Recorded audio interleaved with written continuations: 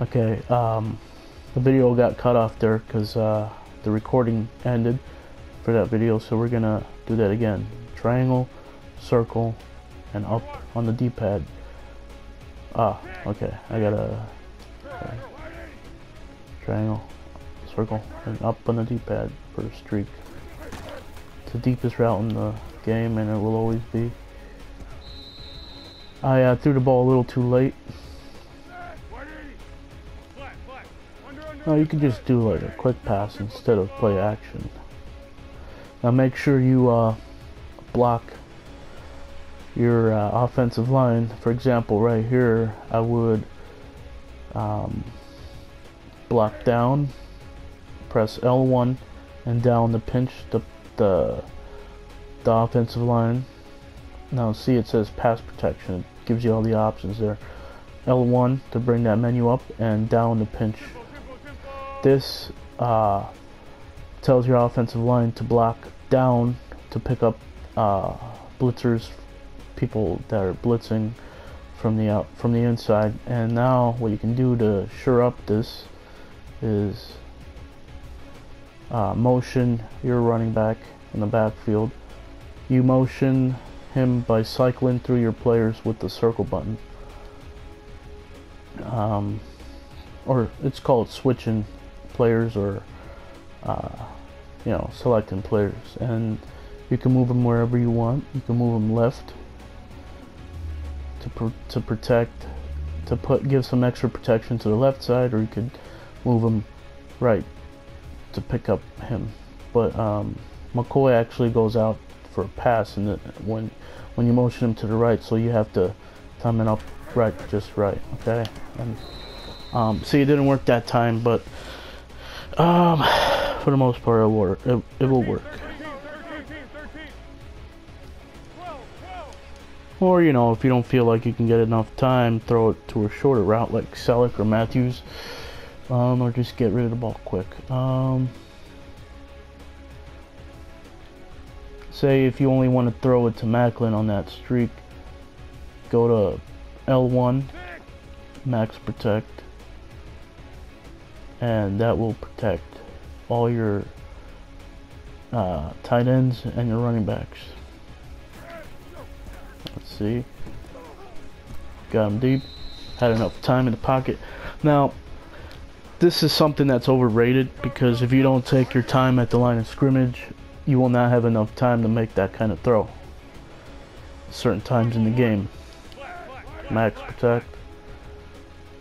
Now we'll go to Matthews here. We had enough time. In every Madden game in football, offensively, you need a running game. You need some form of play action, some form of quick passing, and enough protection to be able to win games. Enough protection, and the quarterback and offensive line and offense, they all work kind of symmetrically, or they work with each other, you know. And the quarterback tells the offensive line how to protect. The quarterback tells the players what routes to run, you know, and who to block and everything. So the quarterback is the most important player on the field. But the players, it doesn't mean that the players aren't good themselves. The quarterback tells the players what to do to make it successful in offense. Here we're just gonna do a play action again. Got triangle. The reason play action works, I would say, is because it deceives the defense into thinking it's a run. But not only that, the offensive line, because of that, the offensive line is able to protect a little better because of the late reaction to the defense. and you know it is mostly deception, but you will come across players that will just blitz and you know, not get fooled. So here's a running game once again, the run. Now we're gonna go to let's see, we're gonna go to a shotgun run. I'm gonna try to find a buck sweep running play from play type. Go to let's see, outside handoff. Hopefully they have it here. Okay, so I have to go to, let's see, it might be a counter play. We could use something like this, running back counter. And we're gonna set up our defense to nickel. Now nickel has usually one less linebacker and one extra cornerback, and we're gonna go with the cover one blitz. Okay, now right here,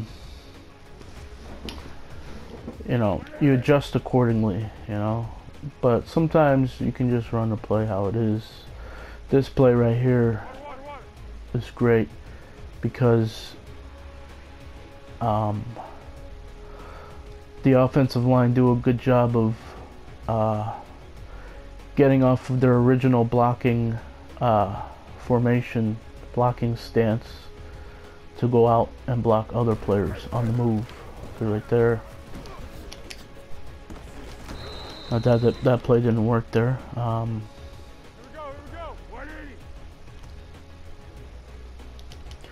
If that doesn't work, you can always motion him over here for an extra blocker. See, we got a touchdown here. Now we got a touchdown. We have the same result as the last thing I covered.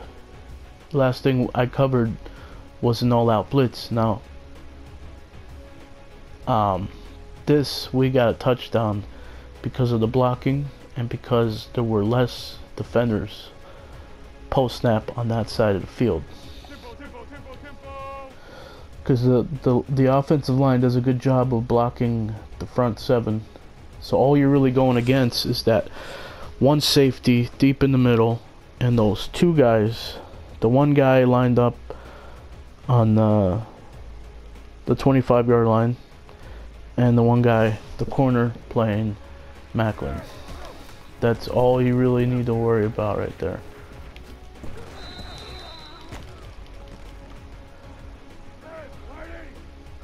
Now you can see how having this knowledge can really do some damage in games. Now I don't use the knowledge that I have all the time, so I lose some games that I shouldn't. You could call it lazy, or you could call it not trying or forgetting to do these kind of adjustments. Now we're gonna go we're gonna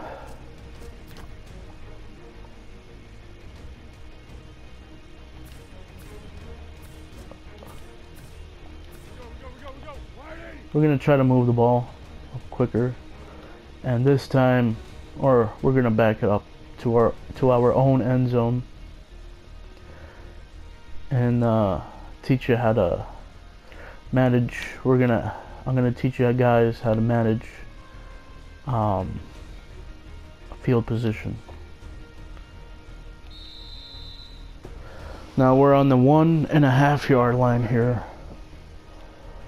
Now we don't have to call a timeout and pick a different play because we have our menu.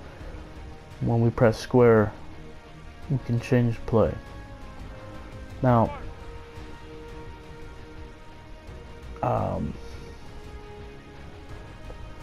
it's one high safety, The defenders are playing back, but it could also be, we know it is cover 1. It's nickel cover 1, but if we didn't know what it was, we would assume that it is cover 3 or cover 1.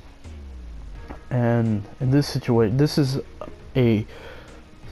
a football situation where the defense, you have to think offensively, the defense is going to try to get pressure on you. So, because you're backed up here. You can go to max protect and use slants, or once again trying to go deep here.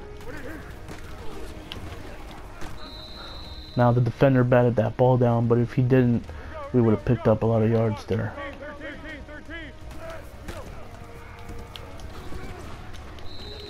Now see, we're no longer in a bad situation right now. The ball is pretty much around here somewhere. Okay.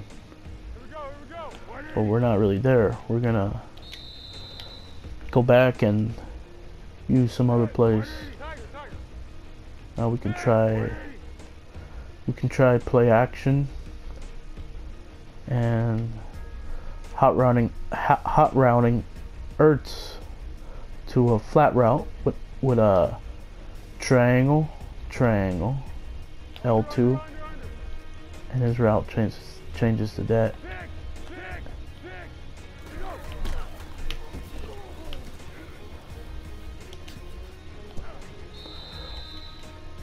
You can see how having this knowledge and knowing situations like this can help you out.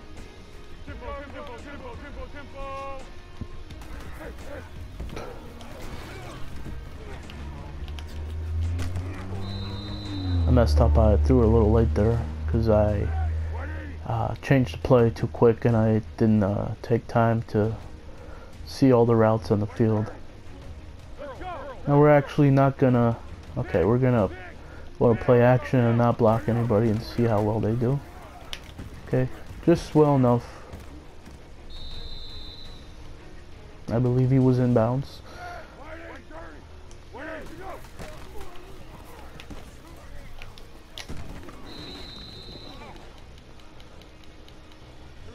Now I'm going to teach you the difference between a lob pass and a bullet pass. A bullet pass is a pass where you throw the ball really hard to try to get it to your player quick. Hence the word bullet.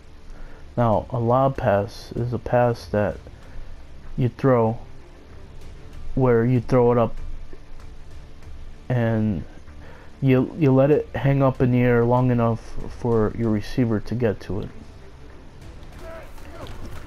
Now I'm going to attempt a lob pass. Now I let the ball hang up in the air a little bit for him to get to the ball. Now this will work when somebody's coming after you and you need enough time to make that throw.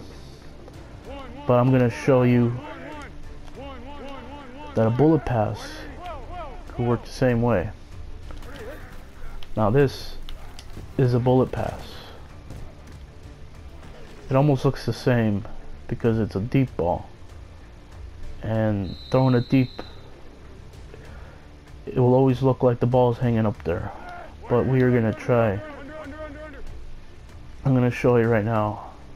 For example, Cooper, he's going to run this slant to the other side of the field, and I'm going to lob it once he gets to the middle of the field, and the target of where that ball is going to be close to the sideline on the right side, and I'll be lobbing it.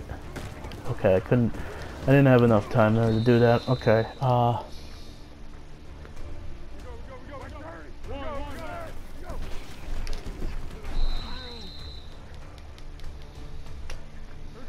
you guys will see what I mean. There we go. That was a lob pass. Now I'm going to show you, we call lob passes touch passes. Now I'm going to show you a bullet pass. This right here is a bullet pass. It's a quick pass.